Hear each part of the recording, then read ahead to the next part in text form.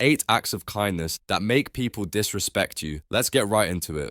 Number 1, the constant apology tour. There's a fundamental transaction that happens when you apologize. You are formally taking responsibility for a perceived wrong. It's a social tool designed to repair a tear in the fabric of a relationship. When your clumsy Labrador of a body accidentally bumps into someone, a quick, "oh, sorry," is the social glue that keeps the world from descending into a series of minor scuffles. But what happens when you start apologizing for simply existing, for taking up space, for making a perfectly reasonable request? You're not just being polite, you're subtly programming the people around you to see you as a walking, talking inconvenience. Think about it. You need to ask your boss a question instead of, "Hey, got a second for a question about the quarterly report?" You launch into a preemptive apology. "I am so sorry to bother you. I know you're swamped. This is probably a stupid question, but if you could just spare a nanosecond."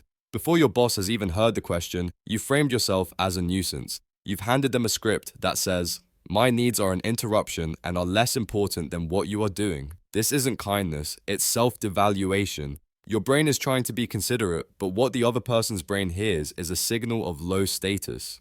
In the complex, unspoken dance of social hierarchy, you've just voluntarily demoted yourself. People don't respect those they perceive as being beneath them. They expect them to be deferential. By constantly apologizing for your needs, you're not just being kind, you're teaching others that your needs aren't worth respecting in the first place. Number 2, the unsolicited superhero. You see a friend struggling to assemble a piece of furniture from a famously confusing Swedish store. Their brow is furrowed, they're holding a diagram that looks like an alien star chart, and they've just tried to hammer a screw. Your kindness instinct kicks in. You swoop in, grab the manual, and declare, "Here, let me do it." You're holding the Allen key upside down. You may have just saved them an hour of frustration, but you may have also delivered a swift, unintentional blow to their ego and your own standing. Helping before you're asked is a gamble that rarely pays off in the currency of respect. At its core, unsolicited help sends two powerful and often insulting messages. The first is, "I do not believe you are competent enough to handle this yourself." You might see it as offering support, but they might perceive it as a vote of no confidence. It robs them of the satisfaction of solving their own problem and subtly reframes them as incapable. The second and more self-damaging message is, "My time and energy are so abundant and unstructured that I can afford to spend them solving your problems for you." This makes you look less like a supportive peer and more like a person with no boundaries and nothing better to do. People who are respected have their own lives, their own projects, their own priorities. When you constantly play the role of the unsolicited superhero, you signal that you don't. You become a convenient resource, a helpful tool, but not an equal. True kindness often involves waiting, trusting in the other person's ability, and being ready to help when, and only when, they actually ask for it. Number 3, the human doormat. Your friend group has that one person who loves a good roast, but their jokes always seem to be aimed at you, and they land a little too hard. Or perhaps a family member consistently makes backhanded compliments that leave you feeling vaguely insulted. In these moments, you have a choice. You can either address it or, in a valiant effort to keep the peace, you can laugh it off and say nothing. Choosing the latter feels like kindness, like taking the high road. In reality, you're paving that road with your own self-respect and inviting everyone else to drive all over it. Accepting poor treatment isn't peacekeeping, it's self-neglect disguised as benevolence. Every time you silently absorb a jab, accept a flimsy excuse for flaky behavior, or let a boundary be crossed without comment, you are actively teaching people how to treat you. It's a form of social conditioning.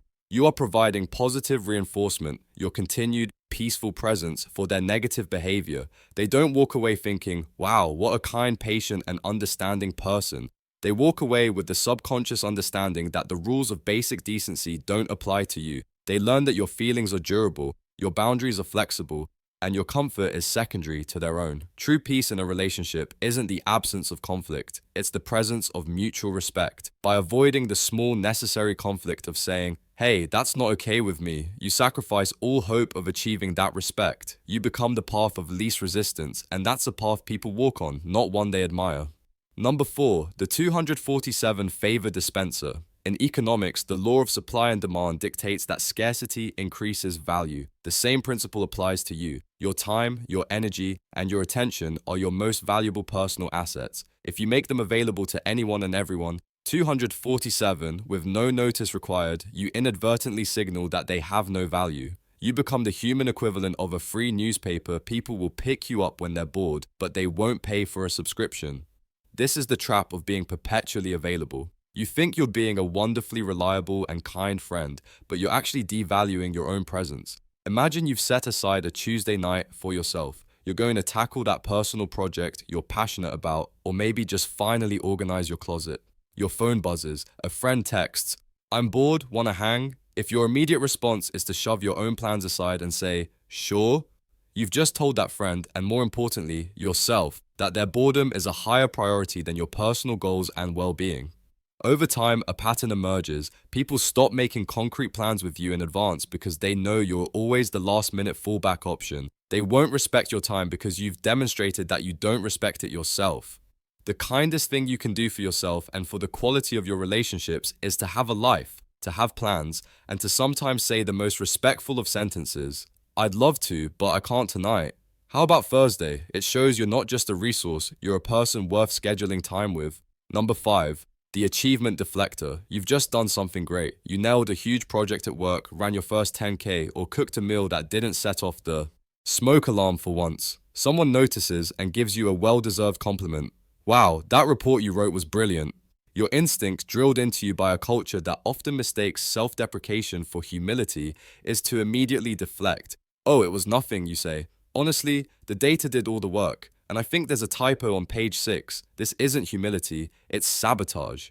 You think you're being kind by not appearing arrogant, but you're actually doing two very disrespectful things. You're insulting the person complimenting you, and you're erasing your own value. When you deflect a compliment, you are essentially telling the other person that their judgment is poor. They saw value in your work and you immediately told them they were wrong to do so. It's a socially awkward maneuver that forces them to either double down or just drop it, leaving the interaction on a weird note. More importantly, you are actively training people to undervalue you. Respect is deeply intertwined with perceived competence. If you consistently attribute your successes to luck, outside help, or claim they weren't a big deal, people will eventually just believe you. They won't see the late nights, the effort, or the talent you applied. They'll just see someone who stumbles into success by accident. True kindness and confidence lie in accepting praise with grace. A simple "thank you, I really appreciate that. I worked hard on it" validates their judgment and acknowledges your own effort, building mutual respect in the process. Number 6. The yes machine. The word no is one of the most powerful tools you have for defining who you are. It's the chisel that sculpts your boundaries, carves out your priorities, and establishes your identity. A person who cannot say no is not a kind person. They are an undefined person. They are a blob, and blobs don't command respect. Being agreeable and flexible is a virtue, but when yes is your only setting, it becomes a critical flaw. Your yes loses all its meaning because it isn't a choice, it's a reflex. It's the default setting of someone who is terrified of the friction that comes with having a personality. Think of the simple act of deciding where to go for dinner. If every single time someone asks for your opinion, you say, "I'm happy with whatever," you might think you're being easygoing, but what you're actually communicating is that you have no preferences, no desires, no opinion worth mentioning. You become a passenger in your own life. This extends to much bigger stakes, taking on extra work you don't have time for, agreeing to social events you know will drain you, lending money you can't afford to lose. People don't respect a yes machine. They use it. They learn that you are the path of least resistance, the person who will absorb any inconvenience to avoid a moment of potential disagreement. Saying no isn't an act of aggression, it's an act of self-respect. It tells the world that you have a shape, you have limits, and your time and energy are worth protecting. And paradoxically, it makes your yes infinitely more valuable when you do give it. Number 7. The Social Chameleon. Humans are social creatures, hardwired to seek belonging, but there's a grand canyon of difference between belonging to a group and being absorbed by it. The social chameleon is someone who, in a desperate bid to avoid conflict, erases their own opinions and adopts the colors of the majority. You're in a meeting and an idea is proposed that you think has serious flaws. You wait, you listen, and you sense that most people are on board. Instead of offering your valuable dissenting perspective, you just nod along. "Great idea," you say, while your brain screams in protest. You haven't created harmony, you've just become a passive accomplice to a potentially bad decision. This isn't kindness, it's cowardice.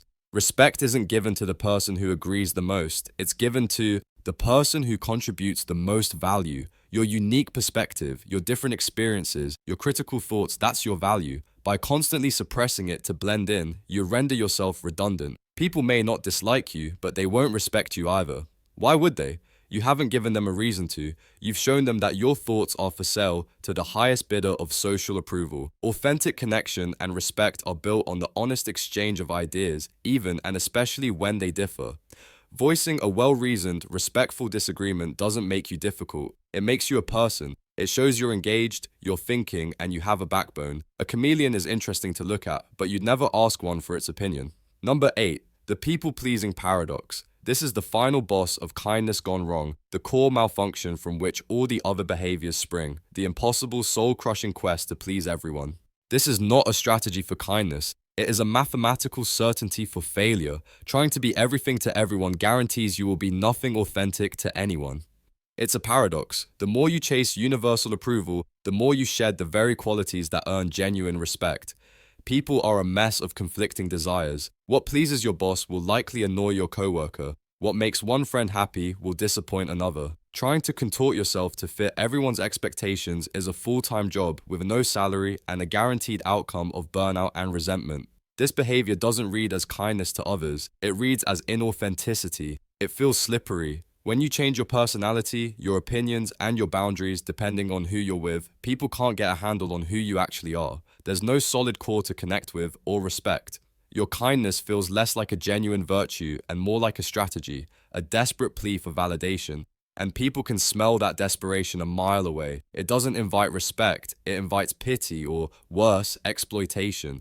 The ultimate act of kindness to yourself and others is to be a consistent, authentic person. Stand for something. Have values. Accept that some people won't like you. It is only by abandoning the goal of pleasing everyone that you can earn the respect of the people who truly matter. That's all for today. I'll be making similar videos in the future. Subscribe to see them.